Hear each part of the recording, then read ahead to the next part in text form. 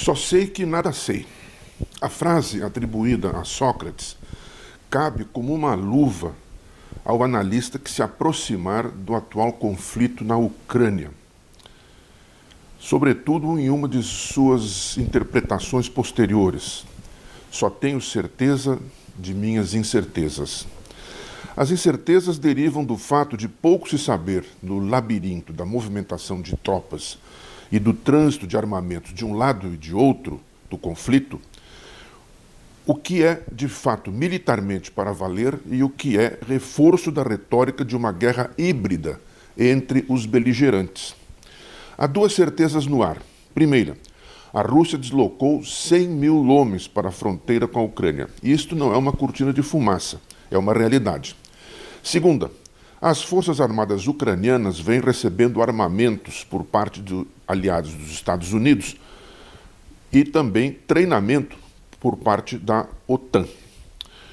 Uma das fontes desse armamento, por exemplo, é o Reino Unido. Outra certeza ainda, no momento a maior fonte de atrito entre os beligerantes está no interior da própria Ucrânia, onde as forças do governo de Kiev e os separatistas da região de Donbass, na fronteira com a Rússia, onde há dois centros urbanos de grande importância, Luhansk e Donetsk, estão continuamente se medindo. É uma região rica em carvão e siderurgia, estratégica para a economia ucraniana. Nem o governo da Ucrânia, nem os separatistas, que têm apoio russo, querem abrir mão de suas posições. As escaramuças entre as tropas ali acantonadas são constantes. Desta frente pode, hipoteticamente, partir a centelha que deflagre um conflito de proporções ainda desconhecidas, mas que já vem sendo descrito como potencialmente o maior no continente europeu desde a Segunda Guerra Mundial, e envolvendo as duas maiores potências nucleares do planeta.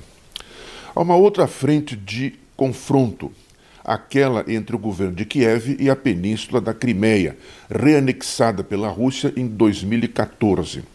A Rússia mantém o controle sobre toda a península, com exceção de duas estreitas faixas litorâneas pantanosas que dão para o Mar de Azov. As margens deste mar dão para a Ucrânia a noroeste e para a Rússia a sudeste. Mas esta frente está mais calma do que aquela na região de Donbass.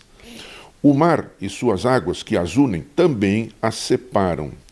Por ora, as demais frentes do conflito envolvendo a OTAN, os Estados Unidos e seus aliados na Europa, de um lado, e a Rússia, do outro, ainda estão se atritando sobre mesas de negociação que, se são precárias, não deixam de acenar com a possibilidade de uma ação diplomática que neutralize o risco de um conflito armado. Ambos os lados parecem apostar no que desponta como possíveis fragilidades dos contendores. A economia russa está estagnada desde 2014 e o país depende das exportações de gás para países da Europa, inclusive as vitais para a Alemanha. A OTAN, os Estados Unidos e seus aliados mais próximos, como o Reino Unido, parecem apostar em que a economia russa não resistiria a um conflito prolongado e nem mesmo a sanções econômicas que dele derivariam. Se o Reino Unido vem enviando armas para Kiev, a Alemanha se negou a fazer o mesmo na semana passada. A Europa se vê fragilizada por uma inflação crescente, em cujo vórtice está o aumento galopante dos custos de energia, que envolve o gás. O próprio presidente Biden admitiu que há dúvidas sobre a intensidade das reações militares ou econômicas, dependendo do tipo de invasão que possa ocorrer, se mais ou menos limitada.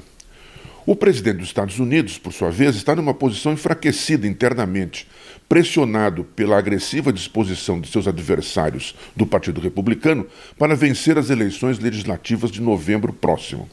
No Reino Unido, Boris Johnson não está numa situação mais confortável, graças ao chamado Partygate, as investigações sobre festas na sua residência oficial durante a pandemia.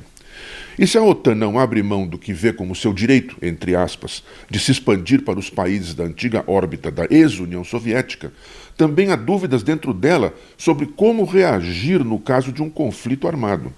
Nisto há uma certeza, entretanto. O exército ucraniano, embora esteja melhor do que antes, não é páreo para o russo. Uma medida das dificuldades internas da OTAN apareceu no último fim de semana. O chefe da Marinha Alemã, vice-almirante Kai-Achim Schönbach, teve de renunciar depois de dizer que a ideia de que a Rússia quer invadir a Ucrânia, cito, é um absurdo.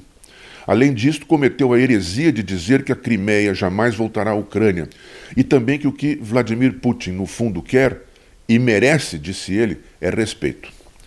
Em meio a esse mar encapelado de incertezas, há uma certeza mais ainda. Nos tempos recentes, a paz nunca esteve tão dependente de apenas um fio de esperança. E podemos estar à beira de um conflito militar que não interessa a ninguém, exceto aqueles que nos tempos da Guerra Fria eram chamados de os Falcões, The Hawks, nos Estados Unidos, e de todos os lados, a começar pela indústria bélica e os militaristas, mas passando hoje também pelos centros de inteligência e serviços secretos, para quem os povos não passam de peões subalternos ou até irrelevantes no tabuleiro de suas operações.